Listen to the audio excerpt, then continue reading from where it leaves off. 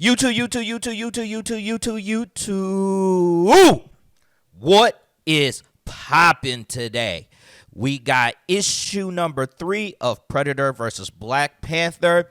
And let me tell y'all, this story is heating up. So we start from where we last left off at with the Yaja at the Great Mile, where the Yaja leader imagined he could feel the energy of vibranium pulsing down his arms, sleeving his bones, arming his skin. He imagined his body at the center of an arsenal that bristled with weapons and traveled in warship.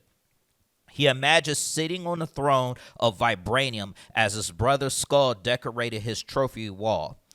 I am like, man, I didn't even know Yaja have an imagination in the first place. Let me know if you thought the same thing. As a Yaja kills a lion, he imagined his hunting party would take everything he could from this place.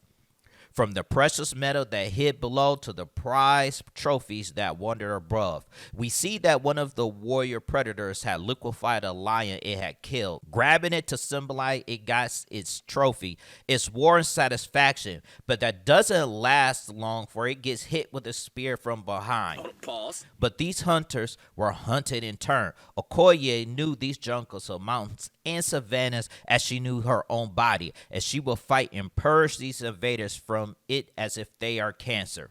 3 of them are dead from her spear, so from there was a 4th predator snuck up on Okoye, about to give her a killing blow. But my boy T'Challa comes up behind the Yaja and breaks his neck, tossing the Yaja away. Okoye is surprised to see T'Challa. After all, the last time she saw or heard from him is when he was on the comms, but they got jammed. Okoye says, Black Panther, I was worried you was lost. With the Panther responding, you are right to worry. Each of us had almost died a dozen times over. With Wakanda finest gather, a member of the Hatu Zaraze say, we must hurry, my king. Burner Zana must be under siege. Black Panther responds, well, we will hurry, Achilles. Yes, but let us be wise where our legs carry us. These predators caught us unguarded before, but we know the face of our enemy. But we learned they are hunters, but there are many places to hunt on earth. So why come to Wakanda? What else might they collect? It is as we all fear. They want vibranium. We must go to the Great Mile. We are now outside of Wakanda borders, where Shuri is struggling with the predator warrior who is trying to snatch her back into Wakanda. Maji Kina is asking Shuri what is happening, where Shuri tells him that they are locked out of the perimeter shield, but the predator isn't. Maji Kina is trying to help with Shuri, asking Maji to drag it out as he's trying, but is having no success. It gets even worse with Maji getting stabbed in the stomach by the predator. As he bleeds out, he tells Shuri all water is connected to other water, just as all blood is connected to other blood. Then Maji gets stabbed through the eye. Fatality. This pisses Shuri off, who tells the predator that he fights like a coward. I'm like, yeah, Shuri, he's a hunter, not a brawler, so naturally he's not about to just go head-on collision with you, but she is using all her strength. She yanks the predator out of the perimeter shield, yelling, come out and face me. If you need to hide to kill, that makes you a coward, and I am not afraid of cowards. Shuri takes the weapon out of Maji's eye as she apologized to him. The predator, using audio decoy, plays back Maji's words. All blood is connected to other blood, as he is using his throwing disc at Shuri. Shuri comms no longer connected her to Wakanda, but the channels to the outside world were listening. She decided to ask what her kingdom had never given or required. As Shuri gets cut from the disc, she begins to broadcast whoever might be listening. This is Princess Shuri of Wakanda. We are under attack, and my nation needs your help. Shuri and the Predator are going at it right now. Like, she's fighting with everything she has.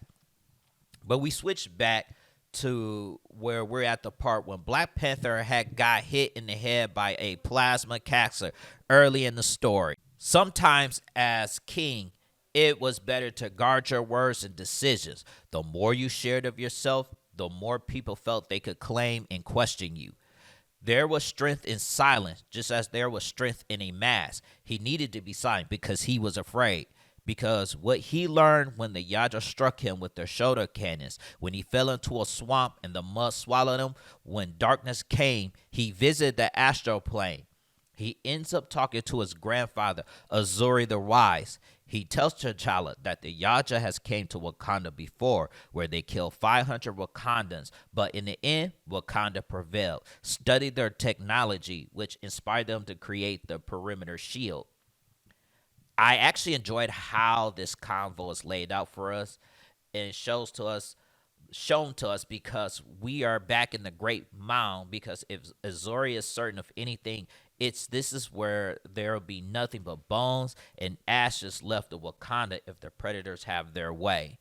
Two predator guards are walking. They didn't even notice that the Panther is behind them because T'Challa must stop them. The Panther must win as he slammed the head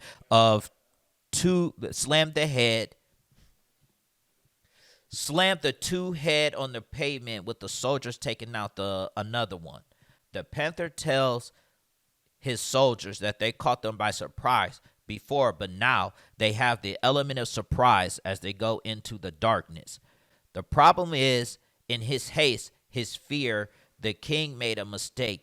One of the predator guards was still alive, and even though Wakanda comms are jammed, the predators was not jammed. He alerted his comrades that the Black Panther was coming, and the Yaja was ready for blood. Shuri had won her fight with the warrior predator, but barely. She felt no satisfaction in her victory, knowing a larger war was underway inside the walls of her own kingdom. What are they? How many of them were there? From where had they come from? These are valid questions, seeing that she's been on the outside of Wakanda for most of this war. Still, she would not stand idly by and took off the Yaja mask to see its true face, where she says that the predator is ugly as well as smells bad. She recognizes the helmet as more than just the armor. It was a computer. If she could interrogate its interface, perhaps she could return to Wakanda and meet the enemy on its own terms. First, something is coming. She braces for battle as she wonders, what now? That's when we get a surprise guest to Wakanda. Shuri asks, who are you? The stranger replies, I am the Falcon. But Shuri is unimpressed, telling Falcon he did not answer her question. Falcon explains that Captain America sent him to Africa to shut down a weapons dealer. He just happened to be working on some recon 100 clicks northwest of Shuri's position. He picked up Shuri's SOS and tied it to her location. From someone who's calling themselves Princess Shuri. Now we must remember that this is the first meeting between Shuri and the Falcon. Falcon has never been in Wakanda. Most people have never been in Wakanda. So this is all new. But Falcon is confused because Shuri has the predator mask on, so he doesn't know if she is a princess. And that's how the chapter ends. I can't wait for the finale of this book.